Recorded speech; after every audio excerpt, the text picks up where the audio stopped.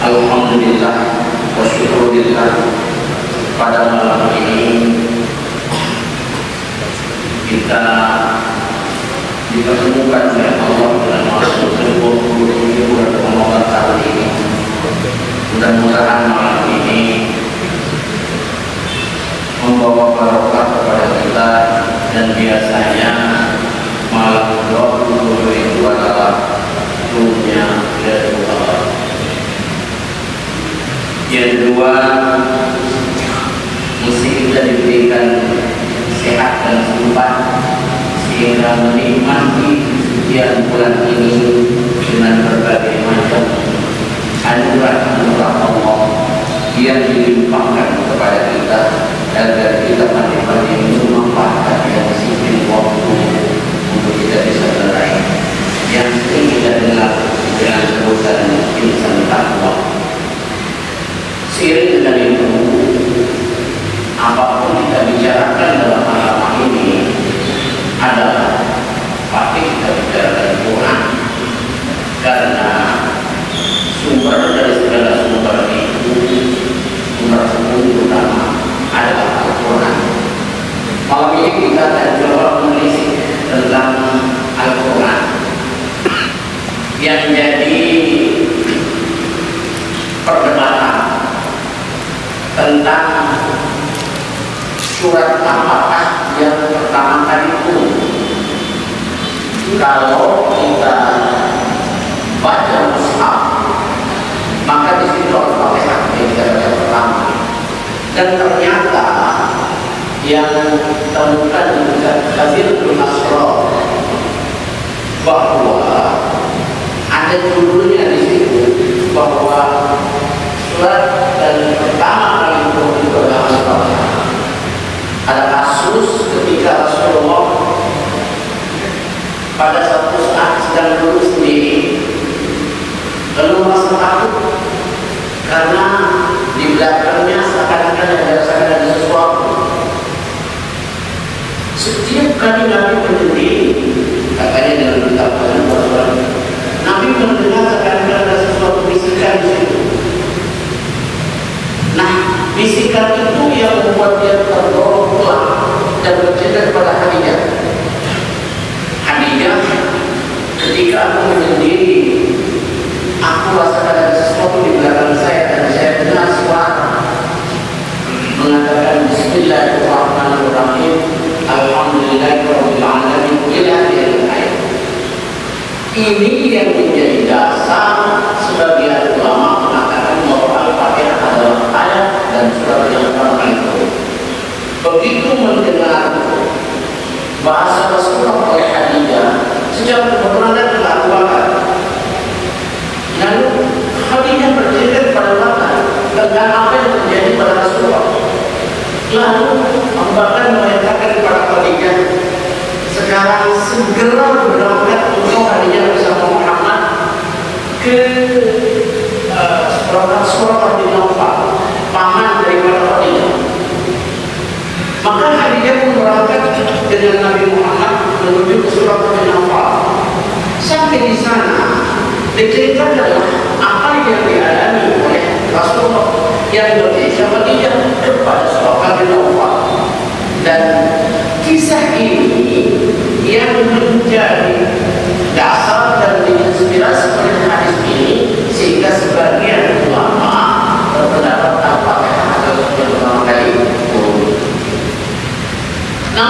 sisi lain, ya, yang sering saya ungkapkan di beberapa tempat dalam apa namanya perayaan Quran, tentang kalau kita biasa baca Quran itu mushaf ini dari Al-Fatihah sampai kepada An-Nas terakhir, itu kalau dikaji dia luar biasa karena sampai An-Nas terakhir dalam mushaf tadi. Tetapi di dalam kitab tafsir, ya, yang boleh namanya tafsir ma'al tafakkur dan itu ada. Jadi tafsir ini menulis Al-Quran berdasarkan urut. Ternyata Quran yang pertama kali turun suratnya itu adalah bukan Fatihah, tetapi surat Al-Alaq. Kemudian surat Al-Alaq ini dalam mushaf ada pada urutan 95. Di dalam tafsir ma'al tafakkur dan itu urutan pertama. Tapi di dalam mushaf dia pada urutan 96. Surat kedua dalam tafsir ini, ya, kalau dalam mushaf itu sudah, kalau dalam tafsir ma'al tafakkur dan itu surat yang kedua itu adalah surat Al-Mudaththir. Sedangkan dalam mushaf Al-Mudaththir surat yang ke-74. Yang ketiga surat yang nomor 3 adalah surat Al-Muzammil. Sedangkan surat Al-Muzammil dalam mushaf itu ada pada urutan 73. Dan yang keempat surat Al-Qalam. Sedangkan dalam mushaf Al-Qalam itu ada pada urutan ke-68. Yang kelima Al-Fatihah. Sedangkan dalam mushaf Al-Fatihah adalah ada pada urutan pertama, sebagaimana hadis tadi yang terjadi pada Khadijah Rasulullah yang dikatakan kepada Khadijah bercerita kepada bakat bahkan memerintahkan agar menemui yang namanya Abdurrahman bin Nawfal.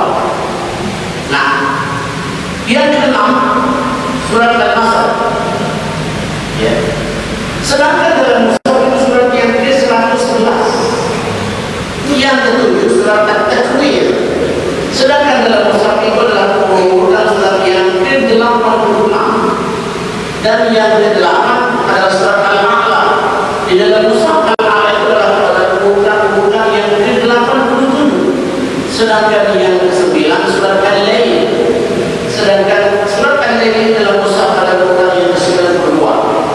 Yang ke-10 surat Al-Fajr.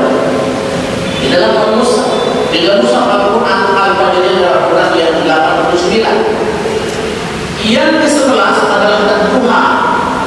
Sedangkan di dalam mushaf At-Duha ini adalah urutan surat yang ke-94. Yang ke-13, yang ke-12 adalah surat Al-Nasr. Itu ke-12. Nah, sedangkan di dalam mushaf Al-Nasr ini ada pada urutan ke-94. Yang tadi sudah 3 berbanyak. Sedangkan yang ke-13 adalah surat Al-Nasr.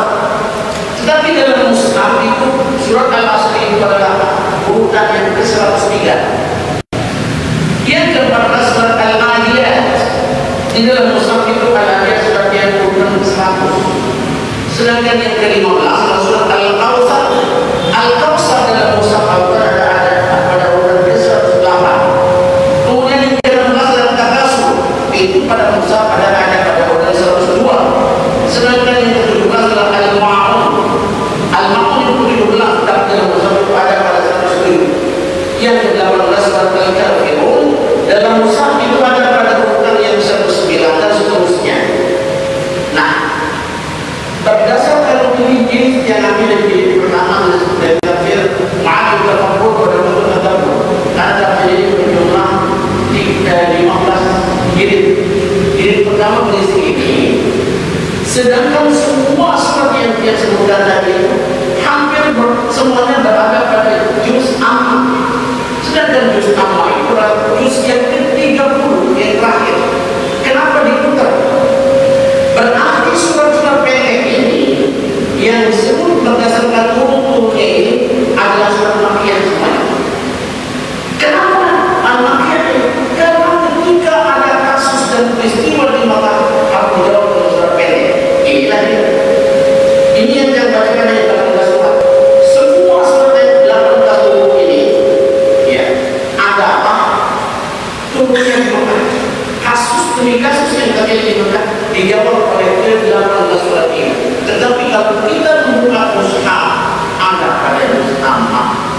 Ini tentang perbandingan. Yang kedua, ada tafsir yang menyorot Al-Quran dari segi kaidah bahasa saja. Dan kita tafsir itu namanya Hadaiqul Rabb Raihan. Pengertiannya indah sekali. Hadaiq itu dari bahasa hadaiq, artinya taman. Jadi kalau diartikan Hadaiqul Rabb Raihan, taman yang selepas bulan. Itu nama tafsirnya, dan itu ada 33 jilid membahas Quran semuanya berdasarkan qaul Al-Arabiyah, mulai dari sama nama surah mati lengkap di situ. Dia surah dilakukan dengan berdasarkan bahasanya. Nah, yang berikutnya ada lagi. Ini tafsir baru namanya tafsir itu At-Tadabbur Bayan fi Tafsir Al-Quran bisa Sunnah. Itu semua ayat-ayat Al-Quran disorot berdasarkan hadis-hadis sahih yang dikutip dalam kitab-kitab sunnah. Jadi setiap ayat Al-Quran ada hadisnya, dan jadi sorotan di situ adalah kitab-kitab sunnah itu menyajikan hadis-hadis yang berkaitan dengan ayat Al-Quran. Dan kita tahu kitab sunnah ini banyak sekali. Cuma yang kita kenal secara umum dunia itu adalah namanya kutub sittah, Sahih Bukhari, Sahih Muslim, Sunan Abu Dawud, Sunan Tirmidzi, Sunan Nasai, dan Sunan Tirmidzi Ibnu Majah. Ini kutub sittah. Tetapi ketika kita lihat tafsir yang terakhir ini, yaitu At-Tadabbur wal Bayan, ini tafsir Quran bisa Sunnah. Setahu yang ini tafsir yang paling besar yang setahu yang ini, mungkin ada yang lain, tapi yang kita tahu kali ini 40 jilid. Di situ ayat demi ayat menjelaskan dengan hadis-hadis Rasulullah. Nah, dari tafsir itu maka lahirlah definisi apa itu Quran. Nah, Quran di zaman Rasulullah, di zaman Abu Bakar, di zaman Umar, di zaman Utsman, di zaman Ali, Quran benar-benar unggul. Tidak ada harofah, tidak ada titik. Jadi yang kalau semakin saya jauh beda itu asal itu kan menjadikan dia titik. Namun di bawah titik, menukok atas ini tengah-tengah dari titik. Dulu tidak ada titik. Ini tahu yang betul. Tetapi karena yang membacanya orang Arab, ya apa seperti itu. Nah, terjadilah setelah wafatnya Rasulullah, terjadilah kasus besar yang dikenal dengan Perang Yamamah. Perang Yamamah ini terjadi pada zaman Khalifah Abu Bakar. Pada saat terjadi Perang Yamamah ini, 70 kepala meninggal. Sosial Perang Yamamah menjadikan Umar bin Khattab termenung. Yang dipikirkan bagaimana kalau semua hafal ini tidak ada. Kemana kita kaya Al-Quran? Itu kata Abu Bakar, kata Umar sendiri. Semua terlihat dalam pikiran Umar, memilih bahwa Al-Quran yang akan habis bukan hafal. Dengan beranilah Umar mendatangi Abu Bakar sebagai khalifah. Abu Bakar, setelah saya merenung dengan meninggalnya 70 orang menghafal Al-Quran ketika terjadi Perang Yamamah, saya jadi sangat khawatir kalau Islam ini berkembang di luar kawasan Arab, nanti orang tidak kenal bahasa Arab dan terima Al-Quran. Bagaimana kita akan menyebarkan Al-Quran ini sedangkan penghafal sudah tidak ada? Abu Bakar maksud Umar, kalau bisa kita tulis dalam Al-Quran. Kata Umar, apa yang Abu Bakar itu tidak bid'ah itu tidak ada di dalam Rasul, tapi baik. Kata Umar, berikan sama dulu apa berpikir sendiri. Itu baru hari-hari, baru 3 harian baru datang dari Umar. Bagaimana Umar? Benar Umar. Ini saya sempat berpikir mengatakan ada ayat yang bunyi inna nahnu nazzalna dzikra wa inna lahu lahafizun. sesungguhnya kami yang menurunkan Al-Quran kami yang berhak menjaga, katanya. Iya benar ayat ini, tapi di mana keterlibatan kita sebagai manusia? Itu hak Allah yang menjaga itu. Tapi di mana posisi kemanusiaan kita dalam ikut serta menjaga Al-Quran? Salah satu upaya untuk kita menjaga Al-Quran sebagai manusia kita yang lemah adalah menulisnya. Nah, setuju bahkan yang Umar untuk menulis. Tapi sekarang siapa menulis? Umar bilang, kami zaman Rasulullah ada Zaid bin Thabit. Zaid bin Thabit itu yang menulis. Maka dia sekarang dipanggil Zaid setelah meninggal itu 70 orang menghafal Al-Quran. Saya sangat mudah. Kalau semua menghafal tidak ada kemana kita di Al-Quran. Kata Zaid, maksudnya apa? Kita tulis saja Al-Quran. Sama jawabannya, bidalah itu tidak ada Rasulullah. Saya sendiri menulis, tapi tidak disuruh mengumpulkan seperti yang ada mau. Ini baik, itu super jawaban. Nah, inilah asalnya. Maka ditulis Al-Quran. Setelah ditulis Al-Quran, berdebat dari sana. Mau dikasih nama apa? Lama perdebatannya. Sama diingat dia suruh dari Musa. Itu perdebatannya awal. Aku sih tiap hari Al-Quran ini. Baru terakhir yang ini keputusan yang pas adalah Musa. Itu sejarahnya. Nah, dari sejarah itu mulailah ditulis Al-Quran. Secara kebetulan Abu Bakar punya tulisan sendiri, Umar punya tulisan sendiri. Ketika itu dialektis kerajaan Rasul sampai 20 macam. Tidak jarang para sahabat bertengkar gara-gara dialek. Hampir terjadi perkelahian. Masing-masing kalian dialek. Melihat itu, Utsman bin Affan mengambil inisiatif. Kalau ini kita biarkan akan menjadi potensi akan perpecahan dengan kaum, akan menjadi perdebatan gara-gara dialektis.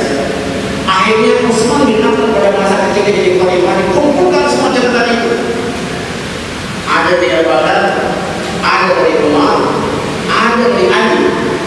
Bahkan ada yang sejalannya dia tulis dalam tidak ada mau. Dan keluar lagi.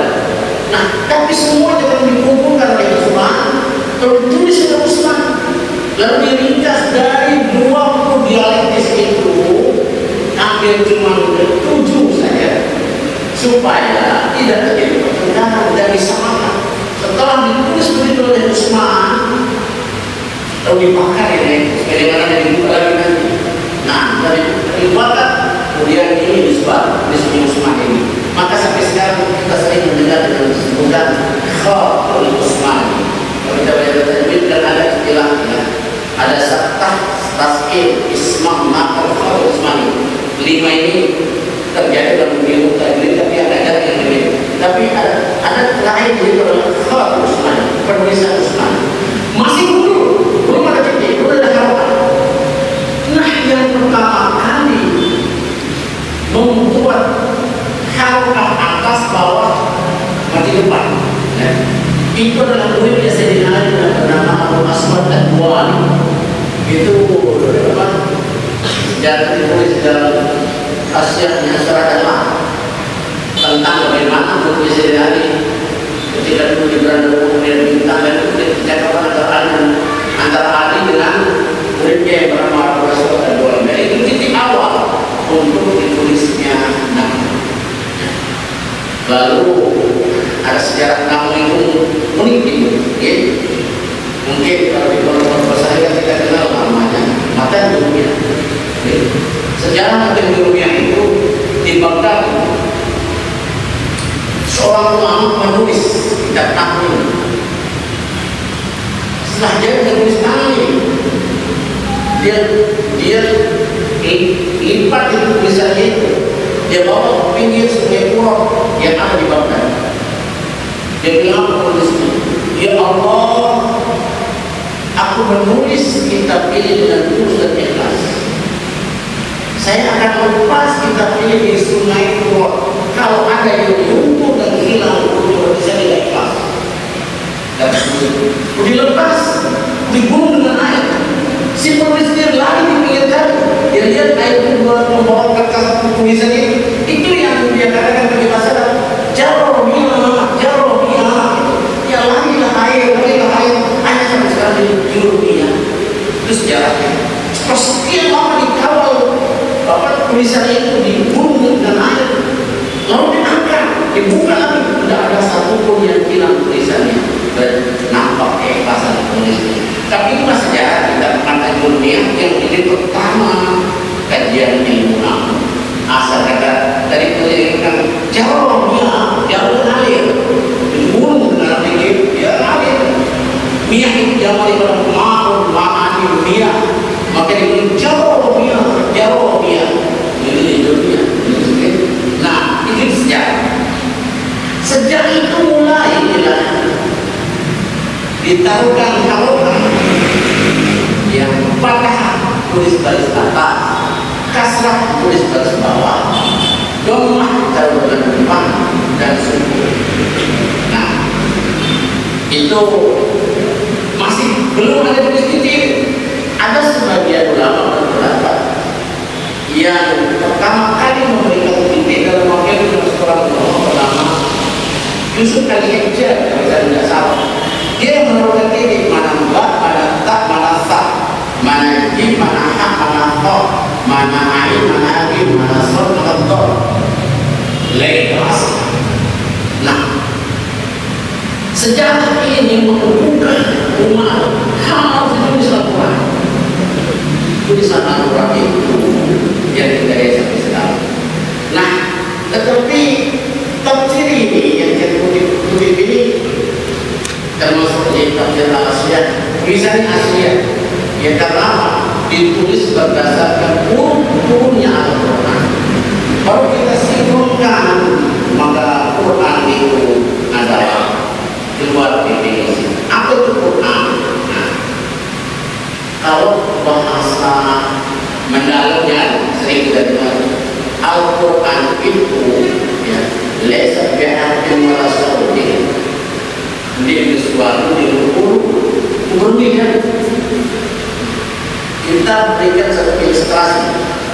Ketika Nabi Muhammad berada di Gua Hira, Nabi tahamus menyendiri. Setelah beberapa lama Nabi menyendiri di situ, datanglah Jibril. Kedatangan Jibril langsung merangkul Nabi. Nabi dirangkul dan Jibril bilang, "Iqra ya Muhammad." Jibril bilang, "Baca Muhammad." Nabi menjawab, "Ma'ana biqari." Saya tidak bisa baca. Lalu dirangkul, "Iqra ya Muhammad." Nabi jawab, "Ma'ana biqari." Saya tidak bisa baca. Lagi dirangkul sambil lemas lagi. Tetap Nabi bilang, "Ma'ana biqari." Setelah 3 kali keluar, baru malaikat Jibril yang mengatakan, "Iqra bismi rabbikal ladzi khalaq." Bacalah dengan nama Tuhanmu yang menciptakan. Khalaqal insana min 'alaq. Yang menciptakan manusia dari sesuatu yang bergantung. Nah, seringkali dalam alam kita artikan segumpal daging. Padahal alam itu dari kata alam yang itu gambaran tentang manusia adalah makhluk yang tidak pernah bisa hidup sendiri, selalu bergantung kepada alam sekitarnya. Dari sini lahir pembahasan tentang ada namanya dalam bahasa Islam itu ada namanya ukhuwah hayatiyah, ukhuwah basyariyah, ukhuwah wataniyah, ukhuwah islamiyah, dan ukhuwah imaniyah. Dari dalam alam ini, ya. Jadi asal kita adalah alam, sudah mengganggu. Coba menggunakan dunia Islami, memang lebaran, mendorong panu, sekali itu, mudah kurang pasti nggak pakai kerana sedikit nempel, tapi bisa dimiliki.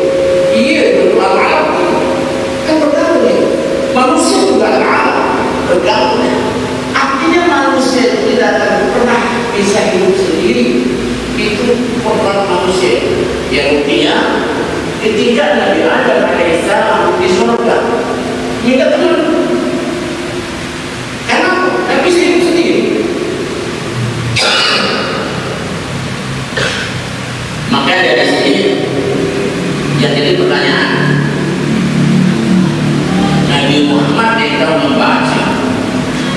Jibril dia tulisan, suruh membaca. Berbicara kan, kecuali Nabi Muhammad kami sudah. Jibril dia selalu. Orang membaca. Ini saya suruh membaca, dia tidak membaca. Saya suruh membaca, dia tidak mau. Tapi Quran jalan terus. Jadi kita lebih renungan ini. Jangan ini. Itulah sebabnya dikatakan Al-Quran desa bihaqqin wala saw, tidak bersuara dengan Al-Quran. Tetapi kalau kita dengan definisi yang sering kita dengar itu adalah Al-Quran itu adalah kata-kata Tuhan. Kapan saja dibaca sesuai dengan Allah. Jadi elastis, bukan baca mengikuti, tapi mengikuti dengan Al-Quran. Yang pertama, yang kedua, Al-Quran itu adalah suara pemahaman yang kapan saja pasti ada. Contoh, Quran bicara tentang Fir'aun. Dinar ada Fir'aun dalam Quran kan? Dan Fir'aun yang mana? Ketika dia di Mesir, masuk di museum di piramid itu, ternyata yang disebut di Quran Mesir adalah yang namanya Fir'aun adalah Ramses II. Banyaknya Fir'aun di sana itu 150. Yang orang merasa itu yang disebut dalam Quran ini dia namanya Ramses II, yang disebut Fir'aun. Fir'aun ini adalah berhadapan dengan Nabi Musa. Kapan di dalam Quran yang disebutkan? Nah, ketika kita sebut Al-Quran adalah suara pembaharuan kapan jadi banyak pas. Kalau Quran menyebut Fir'aun, bukan cerita lama. Yang mengatakan Quran cerita lama itu orang-orang kafir. Kalau kita Quran suara pembaharuan kapan jadi banyak pas. Ya, misalnya contoh seperti tadi, kalau Fir'aun disebutkan dalam Al-Quran, bukan Fir'aun masa lalu, tapi Fir'aun masa kini. Dan sampai kiamat ada Fir'aun. Dari mana kita tahu sifat-sifat Fir'aun? Bila ada orang sekarang mengikuti sifat-sifat Fir'aun, yaitu Fir'aun begini, kapan sudah dibaca? Pas. Termasuk Muhammad, Nabi Muhammad. Ketika Nabi menjelaskan tentang li khamsat wasfat, saya punya 5 nama. Ana Muhammad, ana Ahmad, ana al-Mahi, ana al-Hashir, ana al-Aqib. Saya punya 5 nama. Pertama nama saya Ahmad, nama Muhammad, saya nama saya Muhammad. Yang kedua nama saya Ahmad. Yang ketiga nama saya Al-Mahi. Arti Al-Mahi itu kan penghapus. Ya. Penghapus ucapan di bawah ini. Yang keempat Al-Hashir. Nama saya Hashir. Di akhirat kelak akan orang-orang menghalau menuju kepada Muhammad bin Syafaat. Maka dari mana disebut Al-Hashir. Dan yang lain disebut namanya Nabi. Al-Aqib. Saya bernama Aqib. La Nabi Al-Mahdi. Tak ada lagi Nabi setelah. Itu kata kami. Dari ucapan itu, ya, sekarang apakah Muhammad sekarang? Adakah Fir'aun sekarang? Quran menyebutnya tidak menyebutkan tentang tanggal, tapi menyebutkan sifat-sifatnya. Silakan. Apa namanya Fir'aun lagi? Ada namanya Muhammad lagi. Sifatnya, tapi bukan lagi. Ya. Akan contoh real saja. Ya. Abraham. Al-Quran bercerita tabbat yada abi lahabin wa tab. Kalau kita ditanya siapa Abraham, pasti tua si Nabi Allah. Itu sejarah. Tapi Abraham menurut Al-Quran, Quran menjelaskan di tafsir ayat-ayat. Apa kata Quran? Dan berjaya bila diwakil, tidak telah diwakilkan Abraham. Siapa Yang namanya ulama itu orang yang tidak pernah puas dengan usahanya dan tidak pernah puas dengan hartanya. Bahasa lainnya orang yang tidak pernah bersyukur. Menutup berbeda bilang tidak pandai bersyukur atas nikmat Allah. Karena aku ini definisi mengatakan Al-Quran adalah suara pembaruan dari kata pas Allah dengan pembaruan muslim wa qur'an Muhammad al-haram istilah makhluk wa bakar itu bahasa ciri yang sangat tinggi bahwa perempuan yang sudah membawa fitnah ke sana kemari virus di ulama mengarah sarang dan beberapa tumbuh pada yang berkumpul kajian ini misalnya sini dua lebaran mengenai mereka sani pada lebaran sini dua lebaran sani mana musuh bubuk sini dua lebaran saya sini dua lebaran karena orang ini apa karena ada definisi mengatakan Al-Quran adalah suara pembaharuan kapal jadi pas dengan ulama pas juga ada sifat-sifat Nabi yang terbatas. Jadi amanah tabligh faham dan munaras tempat ini kita disebut umat Nabi dan mengikuti sifat Nabi Muhammad. Paling masih itu jujur pada diri sendiri dan salah satu ajaran yang paling luar biasa pada puasa ini adalah mendidik orang jujur pada diri sendiri. Saya tidak menjadi menteri murah nanti di dalam kebuka legal lepas kebetulan saya tahu lagu bahasa yang membuka diri mana di situ ada nilai.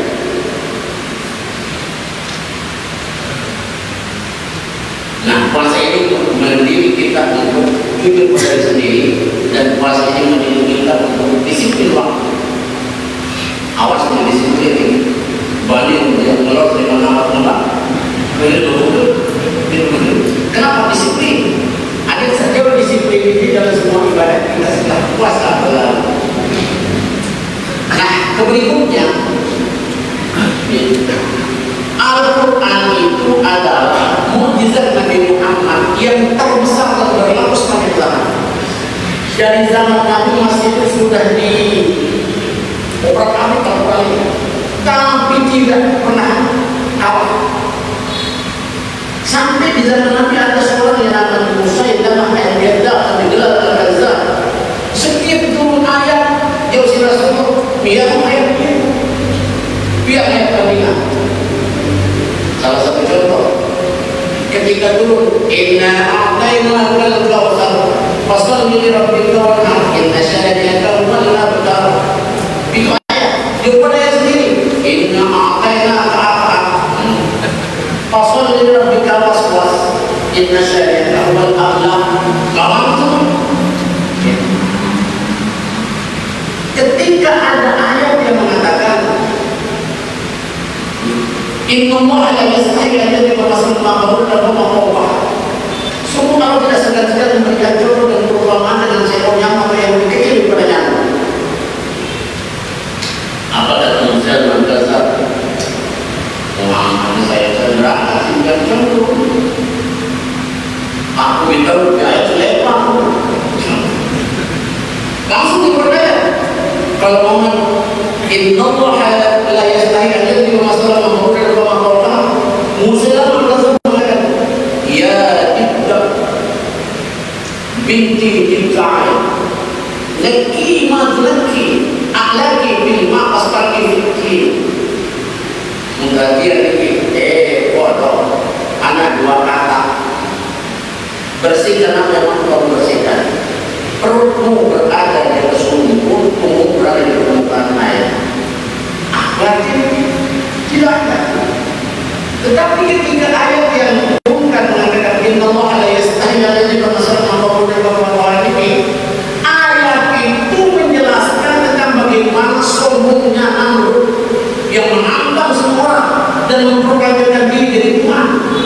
Ketika Namrud memproklamirkan diri jadi Tuhan dan Allah seekor nyamuk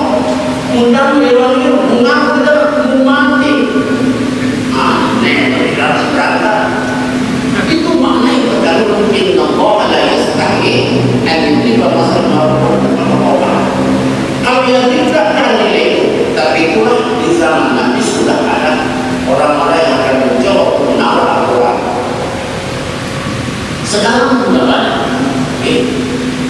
Yang ingat sekitar tahun 1983 di Jakarta ada seorang insinyur namanya Insinyur Ilham Sutanto yang kalau itu kalau sempit mana Quran dia mengubah tidak perlu kita belajar hadis, cukup Al-Quran saja. Sedangkan tadi di tafsir yang disebutkan itu adalah tafsiran kain yang 40 jilid itu namanya ada perubahan bayar tafsir bisa hadis sunnah semua dengan sahih dengan hadis-hadis di sini. Kemudian tidak perlu belajar hadis, cukup dengan Al-Quran. Mudahkan kanak-kanak saya berkeluar.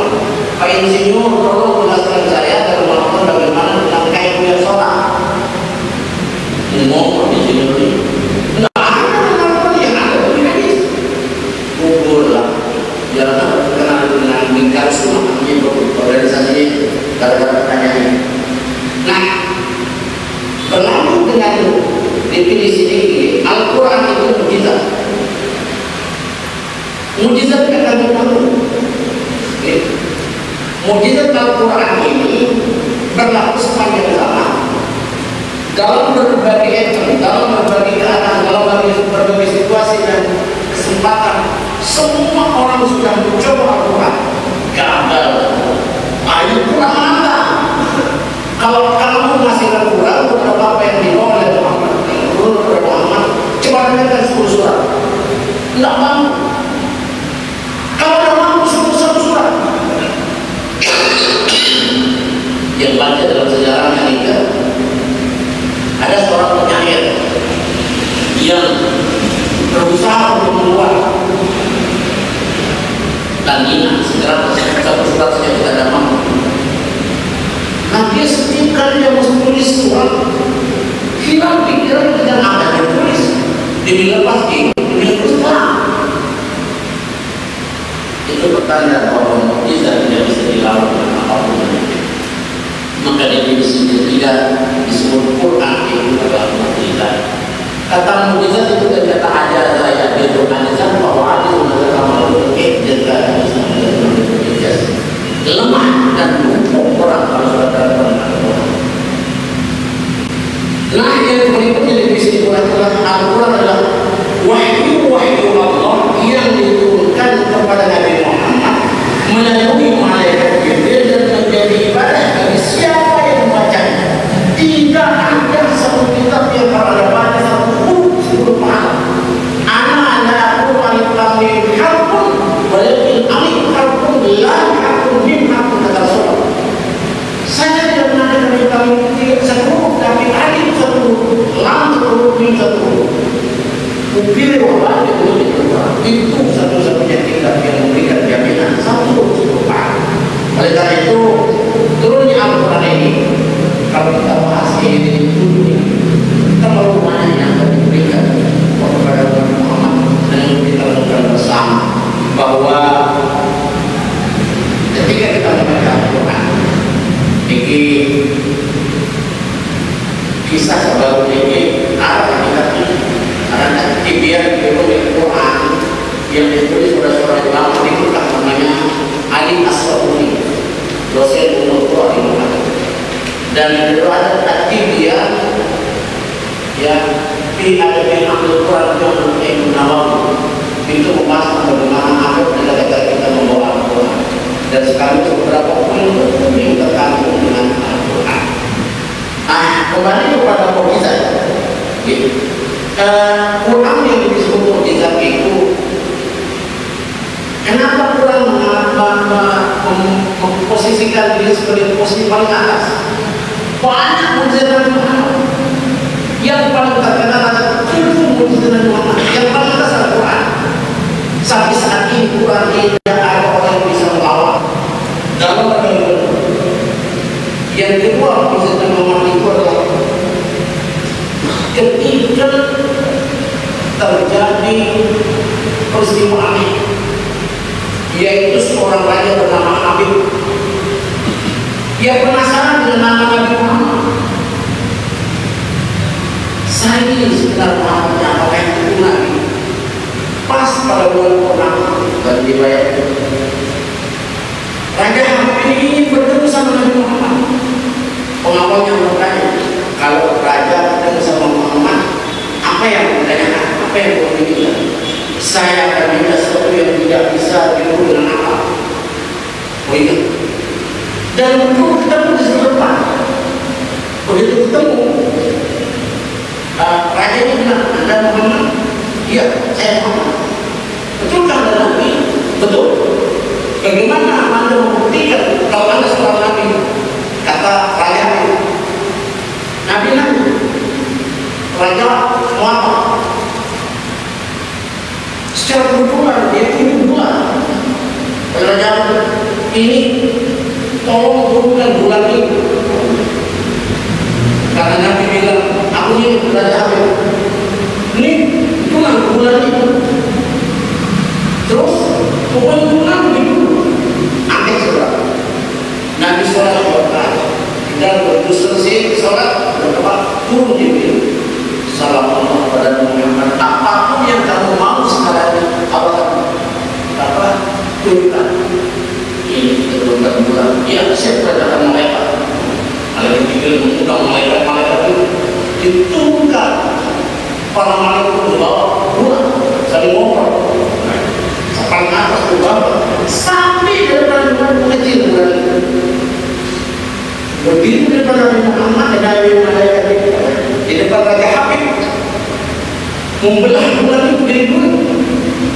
Aku kamu nanti musuh mengambil bulan setelah dia bulan dari satu musuh ke sumber suara dari asyhadu an la ilaha illallah asyhadu anna muhammadar rasulullah. Suara bulan itu Raja Habib menangis langsung tersebut. Jadi ikut ucap kalimat asyhadu an la ilaha illallah wa asyhadu anna muhammadar rasulullah. Nabi bilang kisah perjalanan selesai. Tuan Raja akan menemukan sesuatu yang aneh di istana. Seorang Nabi makhluk ini terjadi. Dalam riwayat itu disebutkan kebetulan Raja Habib ini ibu anak ini jauh di neraka air dengan itu. Ibu lebih nah ketika bapaknya mengucapkan asyhadu an la ilaha illallah bulan yang pecah dari itu, nah saat itu dibilang untuk mencari anaknya putri raja bapakmu sudah ucap kalimat ini. Ada dua kalimat, kalau kamu mau ucapkan kalimat ini akan berikan kamu hadiah. Hadiah apa? Tangan dan kaki. Jauh kanan kiri. Lebih dan lebih. Aku ini mengucapkan kalimat di kanan. Jibril mengucapkan asyhadu an la ilaha illallah asyhadu anna rasulullah. Jibril turun kata-kata saya asyhadu an la ilaha illallah. Ucap sebenarnya itu dia asyhadu an la ilaha illallah. Ujung ini kiri kanan. Asyhadu anna muhammadar rasulullah. Sunnah kiri kanan. Yang berlaku, mulai ibu yang bapak buku dia beli di istana, anak buku semua di istana dia bapak, ibadah penasaran, bapak itu aku yang terjadi di istana, mu anak itu berhenti, bapak kayak nak berhenti, kemudian itu berubah. Nah bapak kaget, ya anak sebenarnya di waktu dia mesti tangis di depan pintu dalam istana. Nah lalu Raja Habib bercerita kepada anaknya pun bercerita kepada ayahnya kepada manusia. Ini mukjizat nomor 2 setelah Al-Quran. Yang ketiga, mukjizat ketika Nabi Muhammad perang dan saat itu musim panas yang sangat parah.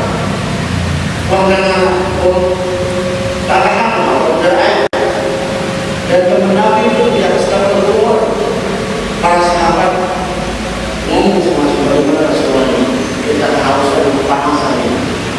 Nah langsung Nabi Muhammad memancarkan air yang telah terjadi. Dia berpikir. Dan setelah dia memancarkan air yang telah terjadi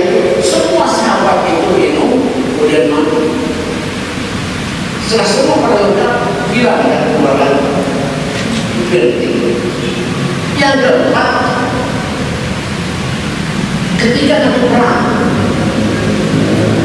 Entah kenapa ada salah seorang sahabat kenapa kepanah ini tembus pada angin penuh dan berantem telah tembus jatuh bola angin sebelah.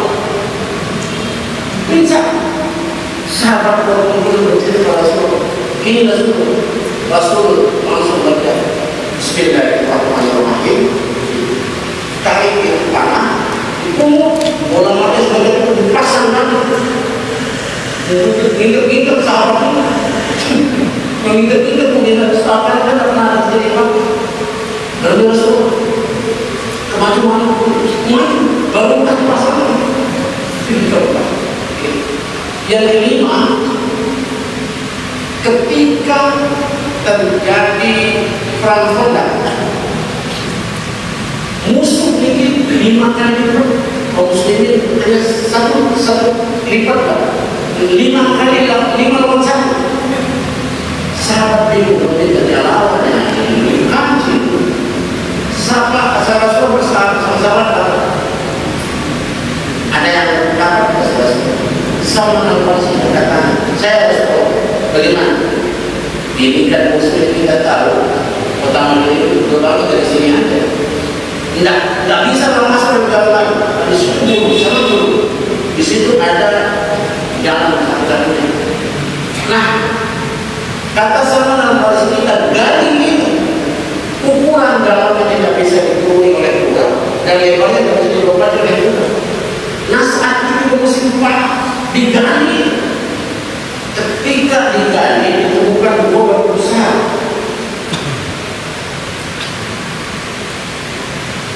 Sahabat panggil Rasulullah, bermimpi Rasulullah, batu ini kepala itu kecenderungan ini jangan kalian musuh. Rasul bersabda, mana pacar ini 4 kursi Rasulullah. Di 4 kursi Rasulullah tersebar api di atas, tapi api itu menuju ke arah Persia. Bersumpah bertakbir, tarik sama Allah demi Allah. Persia akan tunduk di bawah muslim. Sumpah Rasul. Masih kecil di Rasul di zaman itu. Baik-baik mantap. Pak Rasul mengatakan menuju lagi ke arah Eropa atau yang Italia, Roma. Demi Allah digunakan benar-benar. Nah, dalam kondisi haus, lapar dan lelah para sahabat, malas ke sahabat bisnis Rasulullah yang diketahui sahabat Allah adalah berbeda. Dia marah anak diri seperti itu. Terus Al-Quran tidak banyak bikinan dan mirip yang sahabat-sahabat ini silor. Jadi berikan yang bisa lagi dalam diri itu yang ada ini tidak bisa memberi makan 2 orang. Kulit jadi oleh sahabat itu menjadi beberapa siap Rasul dan mengendasi mungkin diri tenang jaga diri mulai untuk Rasul mengundang menjadi melakukan cincor sebelum ini jadi buka doang bersedot sedot kalau jadi buka muslimnya jangan terlalu Islam ini tidak mungkin Madinah saja berperang dan saya beginilah mudah daripada Islam ini saya tahu ini kata dan kata menjadi yang kelima. Nah, yang keenam itu begini, ketika Nabi Muhammad SAW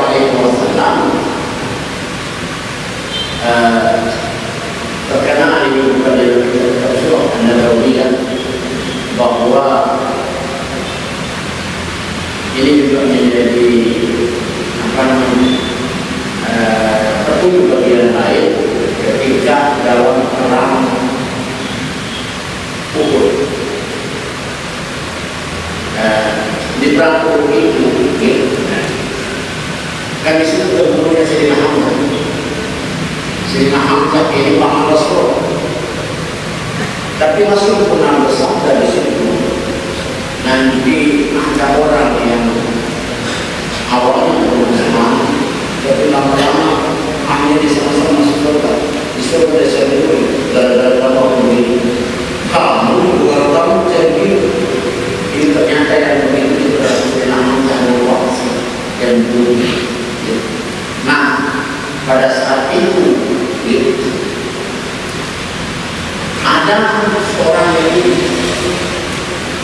yang demikian muhayyirkan mungkin dimutus dari masyarakat lalu perang yang kemudian Nabi bakal sehingga ketika perang itu terjadi ia bilang Nabi muhayyir padahal dia punya tapi setiap Nabi perang Nabi perjalanan ketika perang itu terjadi dia bilang Nabi lalu seorang musuh si bukan. Nah ketika selesai perang Badar, perang Uhud itu kan 70 Syuhada. Nah seminggu setelah itu meninggal lalu boya-boya orang tulisan ini isi wasiat ini tertulis semua harta yang saya miliki kata Muhammad 75% serahkan kepada Muhammad. Baik, 75% harta saya kepada Muhammad. Nah ini kemujizat Nabi Muhammad tentang sekedar didampingi pada yang muncul dari masalah. Oleh para ulama menghentikan ini, ini namanya mungkin tidak Allah. Manusia tidak mau memiliki masalah, tapi ada yang membela Nabi. Akhirnya Nabi beliau mengatakan masukkan dia dalam kelompok saudara muhayyir orang yang tidak pernah didengar ucapan masalah, tapi Nabi masukkan dia dalam kelompok saudara. Ini karena mukjizat Nabi bisa seperti itu mukjizat di luar Allah kan. Nah yang terakhir itu beberapa kali terjadi yang namanya makanan sedikit di banyak itu ketika Nabi pulang dari perang melihat seekor kambing yang tua sekali sedangkan sahabat kehausan. Nabi bilang cari pemimpinnya toa, pemimpinnya toa.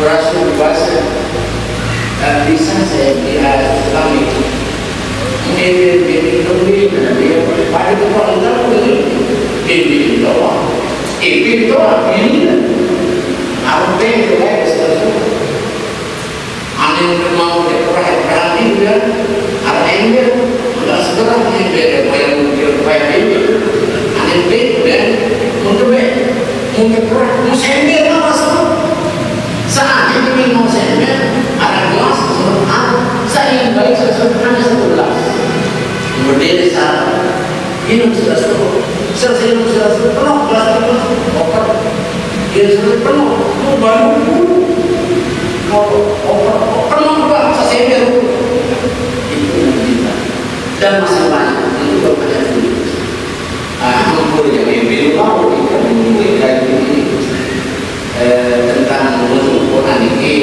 kaitannya yang biasa saya jelaskan kan garis besar isi Al-Quran tentang tauhid, yang kedua tentang ibadah, yang ketiga tentang hukum, yang keempat tentang sejarah, yang kelima tentang janji dan ancaman. Lalu tinggi bebas tinggi bebas tinggi nanti baiklah kita akan masih panjang sekali nanti kita bisa berdialog tidak hal-hal penting yang terkait dengan Al-Quran. Semoga Allah memberikan petunjuk kepada kita